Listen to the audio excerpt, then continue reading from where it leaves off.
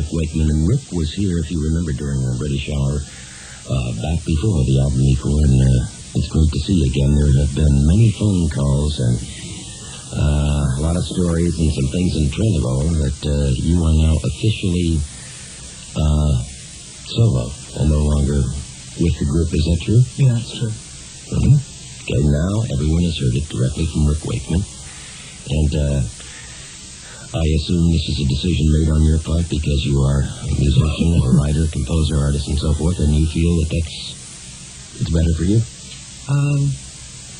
Yes and no. That's partly true, partly because I want to do things like take the journey on the road, take the full concert on the road, because it would be a piece of music I feel would be wasted otherwise. And also because we were, within the band, we were growing sort of further apart in the music that we were playing. I personally felt that we were veering off of a very good Yes path after sort of close to the edge and the Yes songs into Topographic Oceans. I wasn't overwhelmingly happy with Topographic Oceans, and back to the concert things which we were talking to John about, I wasn't happy with the concerts we were putting on, just playing new material and not giving a full spectrum of the music that the band was capable of playing. In as much as music today really should be timeless, in as much as a piece of music written 3 years ago should be able to stand up just as much today as a piece of music written yesterday, or that's going to be written tomorrow. And I don't like shelving such fine pieces of music as Heart of the Sunrise and Seen All Good People just because they were written 2 or 3 years ago. Oh, no, and that's what they paid money to go hear you do, too. Mm. See, you're right, you're reflecting the public. The public did expect that. Yeah, we didn't do it, and I was really not very happy. So I went back to England, we did a European tour, and we were about to start, which was sort of, after the European tour was the sort of the end of the sort of the year's work. When I say year's work, I don't mean literally January to December, but that sort of era of work that we were doing. We were going to start a new album, and then come back and do some more dates over here and then into Brazil. And the point that would have happened was that we wouldn't have finished the new album. We would have come back playing just the whole of Topographic Oceans again, and perhaps a bit of Close to the Edge. And what would have happened was we would have got halfway through, and I would have been really disillusioned and would have left, because I would have felt it'd be wrong. And then that would have done damage twofold. It would have set the band back, because you'd be halfway through the next sort of segment of work. You'd be halfway through an album which would have to be shelved. Halfway through a series of touring which had to be shelved to re-rehearse to get going again. And it would also be too late for me to do anything with the journey. So I thought, well, if now's the time to do it, I'm going to do it, and which would give the band a chance to get somebody in who wants to follow the direction that basically sort of John wants to follow on the Topographic Oceans idea, and follow on that path, and they can all knit together and work accordingly. And it won't set them back, because they can start a new album afresh and come back out on tour. At the same time, I can go out, and the time is right for me to come out and do the journey thing, because it's fresh to me and it's sort of exciting to me. And so I thought, if I'm going to do it, now's the time. So I went down to Devon, I have a little farm down in Devon, and I sat merrily on the beach every day, just all on my own, so you had no sort of outside influences to sort of hustle you either way and say, oh, Tommy, you've got to stay in the band, or you'd be better out on your own or something. So just to really think it all out for myself, which was not only perhaps the best for me, but the best, undoubtedly what would be best for the band and the best for the music. Because in the long run, it's got to be the music that you've got to think about. Well, I have to respect you totally, and I'm sure the audience does too, Rick. We're talking to Rick Wakeman, who now is Rick Wakeman, and we'll be continuing doing I Trust Too, as well as things like Journey to the Center of the Earth, the Six Wives of Henry VIII, which had some excellent original music and adaptation, and no one ever said a word. I never got a letter or comment or a phone call, and they loved it. It was an excellent album, and an original idea, creative idea, as is Journey. And I have to respect your decision, and I'm sure that, as all groups do, when someone leaves, the other members of the group will undoubtedly go in whatever direction they want to go, and someone will... Yeah, I mean, the one good thing about Yes, it always survived on the music and on the music direction. So the main thing for them is to find somebody who wants to continue on the musical direction that they want to take. Mm-hmm. If I felt very strongly, if I'd have stayed with the band, I would have... it would have ended up with like huge arguments. So the good thing is we didn't end up with huge arguments. and it would have done. I know that because everyone knows you that well. Then it could really could destroy. We're going to do the news, Rick, and I want to thank you very much. Rick Wakeman has been our guest, and at 102.7. It's a strange situation because normally when I come in here, Scott says, don't do anything British for the next 2 hours because it's pretty much played out. But we're going to continue with some British things since we have Rick Wakeman still in the studio. If you just tuned in, Rick announced slightly before the 6 o'clock news that you have left. Yes, it was a decision you made on the beach. I imagine it took quite a while to make such a big-type decision.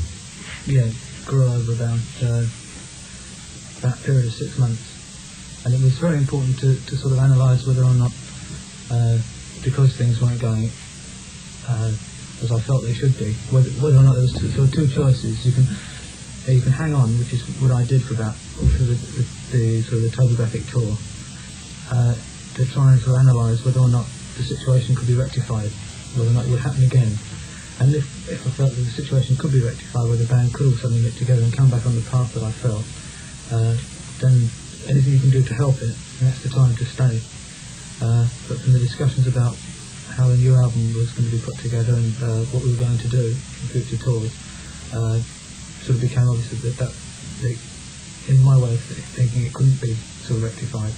And so the best thing to do for the music, both for Yes and for me, is if I left, because then they can continue exactly as they want to continue. Do you think it's a spiritual thing with John Anderson and Steve Howe regarding their philosophies in the music, or do you think it's just a commercial parting of the ways? You feel one sort of presentation is better and you feel another sort? Well, yeah, that's a lot to do with it.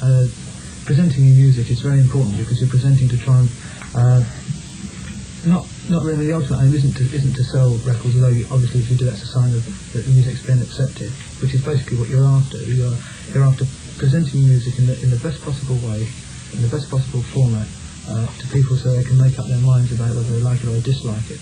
And the better you present it, and the more honest you are about presenting it, and the more chance you've got of it being well accepted and well understood.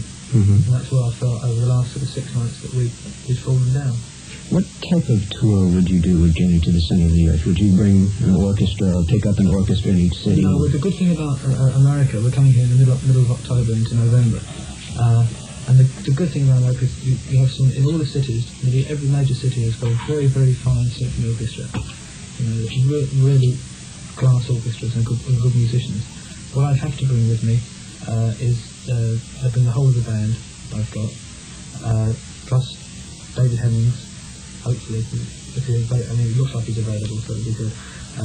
The English Chamber Choir I bring over with me, because they're sort of a very unique choir, beautiful choir, which I've not heard the likes of anywhere else in the world. Mm-hmm. I'd also bring over David Newsham, who is an absolute necessity, because he is the sort of mediator between everything. There has to be somebody who can control the orchestra, the band, the choir, the narration, the keyboards, the film clips, the singers, get everything coordinated together, which is a very, very difficult job. And to re-rehearse another conductor to do that, and to show the interest that David Newsham did, would be a non-impossible job. What about vocalists? Exactly the same as on the album, which is Gary Pickford-Hopkins, who came from Wild Turkey. Excuse me, who folded. It's really funny actually. They folded about a week before I took the decision to leave. It's kind of a nice coincidence that it worked out that way. What had happened with Turkey, I mean, I didn't put any ideas into Gary's head or anything, because the nice thing about the whole thing is that all the people I've got, there's been no bands broken up in the process of taking people.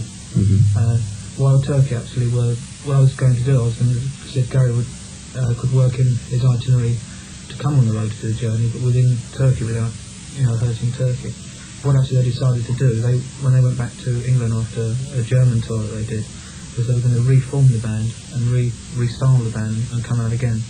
But what happened was their guitar player joined Cozy Powell, and their bass player left to join somebody else. And they decided then that it was perhaps time for them all to go their separate ways. And it was when Gary phoned me and said, if you are thinking of taking Jen on the road, could you let me know, because I've been offered a gig with Spencer Davis. Mm-hmm. I said, okay, I will do. And then when I made my decision, I phoned him up and said, well, how would you like to come on the road full time with me and with the other singer Ashley. And he said, yeah, I'd love to. The Journey, when it was originally released or before it came out, there was rumor that it was going to be a double record set. Yeah, that stemmed actually from when I first wrote it. Because when it was first written, it was in fact about 84, 85 minutes long. But I had the real lucky thing of being able to look at it virtually every day and analyse it every day as to what was important, what wasn't important, what to be altered. So gradually things got taken out that were unnecessary or boring. Like all different sorts of works of life, from the builders that were in my house to sort of friends of mine down the local pub, and I asked them what they thought of certain parts, and I found just by looking at people, if you had somebody who'd listened to it for the first time, you can tell when their interest is waning for something that doesn't actually, obviously, isn't as important as should be. And by the time I'd taken things out and added things and like constructed the thing actually completely together, it ended up about 6 weeks before the concert, it ended up at about 42 minutes long.